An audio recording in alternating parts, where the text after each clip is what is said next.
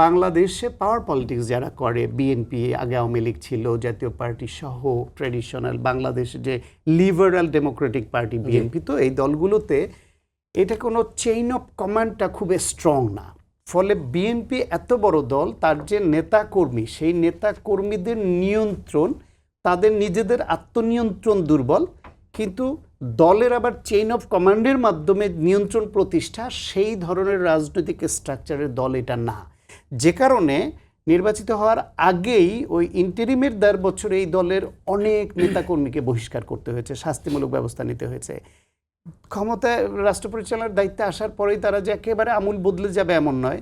কেউ নিজের নামে, মায়ের নামে করে, কেউ ইজারা, কেউ দখল, এইসবে তো অভিযুক্ত হচ্ছে। ফলে এটা নাই একেবারে তা না। ফলে সেইটাও দল এবং সরকার হিসেবে বিএনপি এবং বিএনপির নেতৃত্বাধীন সরকারের জন্য একটা বড় চ্যালেঞ্জ, নিজের দলকে কতটুকু তারা সংযত রাখতে পারবে।